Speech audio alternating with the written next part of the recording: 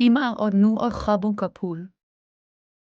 एक खामोश से गांव में, जो चमकती पहाड़ियों और बहते दरिया के दरमियान छुपा हुआ था, दो बेहतरीन दोस्त रहते थे, ईमा और नूह। वो बहन भाई तो न थे, मगर उनकी दोस्ती ऐसी मजबूत थी जैसे सदियों पुरानी। ईमा एक हंसती मुस्कुराती लड़की थी। उसकी सब्ज आंखें तजस्सुस से भरी रहती और उसके सुर्ख घुंघराले बाल हुआ में झूमते। नूह एक नर्म मिजाज, संजीदा लड़का था, जिसके दिल में सबके लिए हमदर्दी थी। हर दिन वो स्कूल के बाद गांव के बीचों बीच मौजूद पुराने बरगद के दरख्त के नीचे मिला करते। वहीं बैठकर वो नई दुनियाओं के ख्वाब बनते, नक्शे बनाते, कहानियां सुनाते और वादे करते कि वो हमेशा एक दूसरे के साथ रहेंगे। ईमा को अपनी नानी की सुनाई हुई एक खास कहानी बहुत पसंद थी, ख्वाबों के फूल की कहानी। एक शाम, जब सूरज पहाड़ों के पीछे छप रहा था, ईमा ने सरगोशी की कि एक फूल है जो हर 100 साल बाद जंगल के बीच में किसी पोशीदा जगह खिलता है।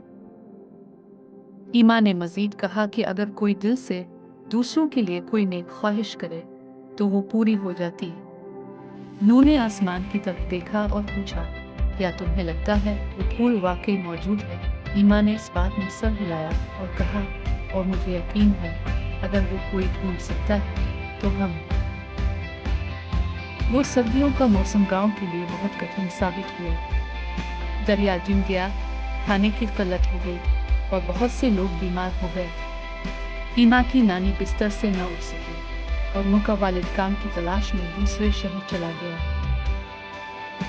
एक सुबह ईमा ने नूह से कहा, हमें वो फूल ढूंढना होगा। नूह ने बगैर सोचे जवाब दिया, आओ चलते हैं। चंद जरूरी सामान, गर्म कपड़े और एक उम्मीद दिल में लिए वो दोनों जंगल की तरफ निकल पड़े।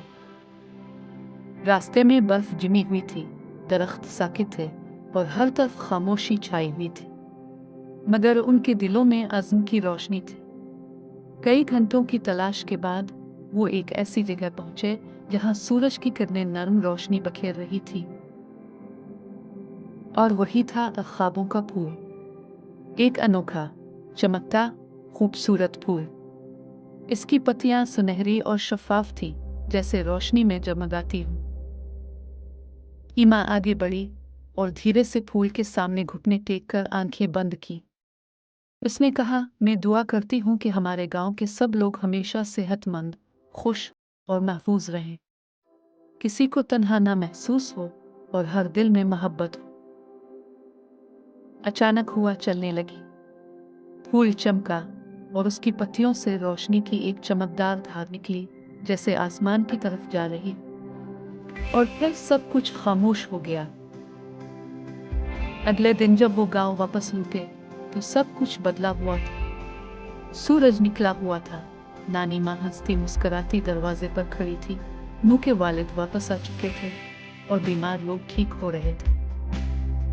किसी को मालूम नहीं था कि ऐसा कैसे हुआ, मगर ईमा और नूह ने कुछ नहीं बताया, क्योंकि कुछ जादू सिर्फ महसूस करने के लिए होता है, दिखाने के लिए नहीं। साल गुजरते गए, ईमा और नूह बड़े हो गए। उन्होंने शहर में तालीम हासिल की, मगर हर मौसम गर्मा में अपने गांव वापस आते। हर साल वो इस जगह जाते जहां फूल खुला था। वो फूल दोबारा कभी नहीं खुला, मगर इस जगह की खुशबू और सुकून बाकी रहा। उनकी दोस्ती वक्त के साथ गहरी मोहब्बत में बदल गई, ऐसी मोहब्बत जो कहानियों की शहजादियों से नहीं बल्कि सच्चे जज्बों से जन्म लेती।